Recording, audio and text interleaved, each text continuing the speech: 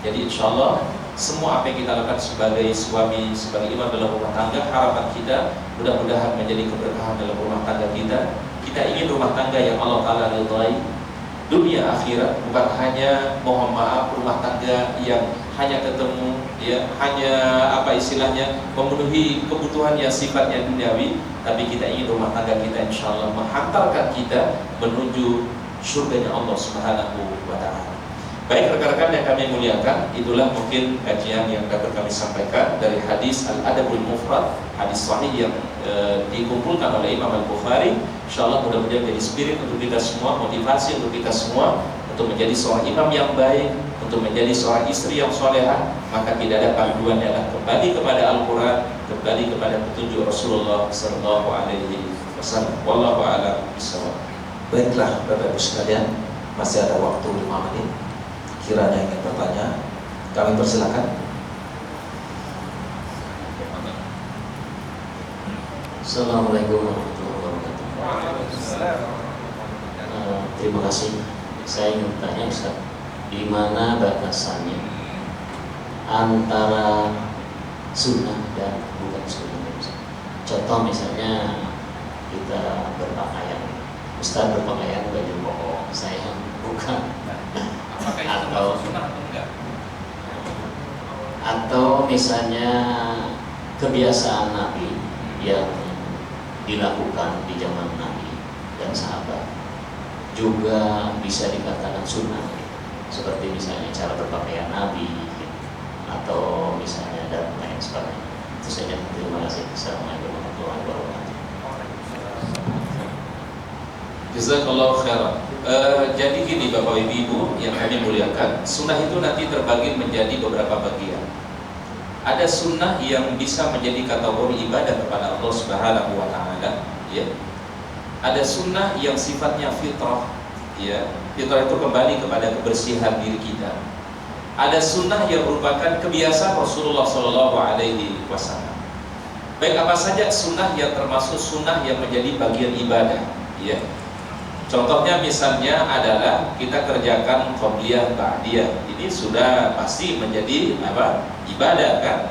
Kemudian melaksanakan sholat duha, bersedekah, tilawatil Quran, zikrullah. Ini semua adalah sunnah yang memang sudah jelas menjadi bagian dari ibadah kepada Allah Ta'ala. Ada sunnah yang kedua disebut dengan sunnahul fitrah. Sunnah yang nanti akan menjadi kebersihan untuk kita. Contoh kata Nabi Shallallahu Alaihi Wasallam, pertama adalah i'faful liha, ya, jenggot itu dipelihara. Kemudian kumis diapain? Kumis dicukur. Kemudian kuku dipotong. Kemudian menggunakan wangi-wangian, berkhitan, ya. Ketika berwudu dia bermadmadah, dia berkumur, kemudian istinsyaq. Ini semua kembali kepada kebersihan atau sunnah fitrah. Kalau itu dilakukan adalah dalam rangka taqarruban ilallah, mendekatkan diri kepada Allah, maka itu termasuk bagian daripada ibadah. Nah, ada yang ketiga namanya jibillah, sunnah, tapi itu adalah merupakan kebiasaan Rasulullah SAW, cara berpakaian beliau atau warna pakaian beliau. Kalau ini para ulama lebih leluasa, ini tidak menekankannya sebagai sunnah yang menjadi ibadah. Artinya mohon maaf, Rasulullah Sallallahu Alaihi Wasallam kalau berpakaian beliau menggunakan jubah misalnya, ya. Kemudian beliau taruh selendang, ya, selendang itu apa namanya? Sorban. Kemudian beliau menggunakan imamah. Imamah itu adalah ikatan kepala, ya. Kalau antum lihat imam bonjol, itu imamah namanya dipakai. Tapi sekarang, apakah kalau orang tidak mengikuti cara berpakaiannya Rasulullah SAW, tapi dia tidak mengikuti Rasul? Ini belum tentu, karena itu termasuk bagian kebiasaan Rasulullah SAW. Dan terkait adalah geografis yang ada di Jazirah Arab, ya. Kalau kita di Indonesia, mohon maaf, pakaiannya mungkin ada kemeja, ya, ada yang batik, ya. Apakah berarti orang kalau pakai batik, pakai kemeja ini tidak mengikuti sunnah Rasul? Tidak, karena tujuan pakaian cuma satu sebenarnya, Pak, sitrul aurah, ya, apa, menutup aurat. Adapun jenis pakaian yang dipakai tafadhol. Ada yang seleranya pakai jubah, silahkan. Ada yang seleranya pakai koko, silahkan. Ya, Ustaz ya kalau pakai tali ya koko nih. Kalau pakai tali, Tapi kalau Ustaz nggak nalim ya tergantung situasi. Kalau Ustaz ngajar di kampus saya gunakan kemeja, ya. Kalau saya mungkin ketemu dengan sahabat, terkadang kita mungkin pakai baju lengan pendek, kemeja pendek misalnya. Ini semua adalah jibillah, namanya kebiasaan Rasulullah SAW. Tinggal nanti yang penting kita menjaga sitrul aurat, menjaga auratnya, dan mungkin kita menjaga kebersihan, karena Rasulullah SAW, innallaha thayyibun la yaqbalu illa thayyiban. Allah Ta'ala itu adalah cinta kepada kebaikan, karena Allah Ta'ala maha baik, dan menggunakan wangi-wangian, menggunakan siwak itu yang disunahkan oleh Rasulullah SAW. Nah, bagi wanita, ini khusus bagi rekan-rekan yang akhwat, bagi wanita segala jenis pakaian yang telah menutup aurat itu sudah boleh dikatakan sebagai pakaian yang syar'i. Kalau dia sudah menutup aurat, yang yang perlu diperhatikan bagi pakaiannya wanita, pertama, jangan menggunakan pakaian yang disebut oleh Rasul kasiyatin ariyah. Ia berpakaian tetapi telanjang, kata Rasul. Apa maksudnya pakaian yang berpakaian tapi yang telanjang? Ini masalah orang yang berpakaian yang ketat. Ini biasanya mungkin bahannya yang kaos biasanya. Bahan kaos biasanya banyak. Jadi sampai menggambarkan lekuk tubuhnya, ini adalah pakaian yang perlu dihindari oleh seorang wanita. Berarti gunakanlah pakaian yang yang longgar. Kemudian yang kedua, seorang wanita muslimah tidak menggunakan pakaian yang syafaf. Syafaf itu artinya pakaian yang tipis, yang menembus, ya, menerawang. Itu sebaiknya dihindari, ya, karena itulah ada berpakaian seorang wanita, ya. Jadi itulah yang dijelaskan oleh Rasulullah SAW. Adapun nanti jenis model pakaiannya adalah itu tergantung kepada selera masing-masing, ya. Kalau di Indonesia biasa pakai batik, ya, pakai koko misalnya, ini silahkan boleh, ya, pakai kemeja asalkan dia menutup aurat, ya.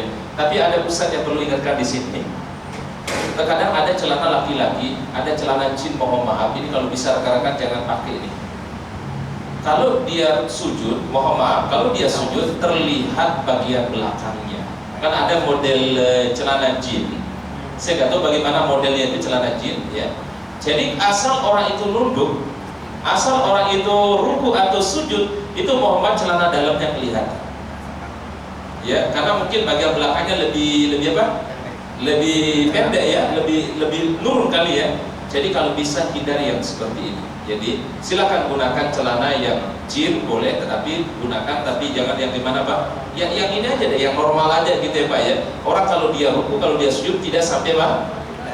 Karena Muhammad Ustaz pernah sholat di satu masjid, ya. Jadi ketepatnya itu waktu Ustaz masbuk itu kan ada telat, ya. Saya kira kok ada laki-laki lah, ya, bapak-bapak mungkin usia sekitar 40-an gitu ya Pak, ya, pakai celana jin, tapi pas pas sholatnya itu terbuka auratnya, ya. Kalau celana dalamnya masih ada penutupnya Pak, ini sampai sampai kelihatan ininya belahan belakangnya, ya. Ini nggak boleh, itu sudah membatalkan sholat, ya. Karena salah satu syaratnya sholat itu diterima sitrul aurat. Aurat laki-laki itu adalah, ya, baina surah wa rukbah. Berarti kalau bagian bokong kita laki-laki, aurat nggak? Kalau terlihat itu adalah ya betul sholatnya batal. Jadi mohon perkarakan yang laki-laki, ya, untuk kita perhatikan pakaian kita juga, ya, jangan menggunakan pakaian yang tadi bisa membuka kita punya aurat. Kemudian yang kedua, mungkin bagi kita laki-laki ini, tolong jangan kita menggunakan simbol-simbol non muslim. Jadi sudah ada fatwanya di di MUI, ya, umat Islam, ya, tidak diperkenankan untuk menggunakan atribut non muslim. Ini namanya tasyabbuh bil kufar. Rasul bersabda dalam hadis sahih, man tasyabbaha biqaumin fahuwa minhum. Siapa saja yang menyerupai satu kaum, maka dia bagian dari kaum itu. Kita jangan sampai kalau kita ikuti kebiasaan mereka, kita mengikuti atribut mereka, jangan-jangan nanti kita memiliki kecenderungan kepada mereka. Ini dilarang oleh Rasulullah SAW. Saya kira itu jawaban dari kami, Pak. Wallahu a'lam bishawab. Baik, mungkin itu yang kita bisa bahas pada siang hari ini. Doa kami buat rekan-rekan semua, mudah-mudahan sehat dan barokah. Insyaallah mudah-mudahan keluarga kita sudah diberikan kebaikan oleh Allah Ta'ala. Dibimbing kita sebagai imam dalam rumah tangga, dibimbing seorang istri menjadi istri yang salehah, dibimbing anak-anak kita menjadi anak-anak yang saleh dan salehah insyaallah. Baik, kita tutup doa kafaratul majlis. Subhanakallahumma bihamdika asyhadu an la ilaha illa anta astaghfiruka wa atubu ilaik. Assalamualaikum warahmatullahi wabarakatuh.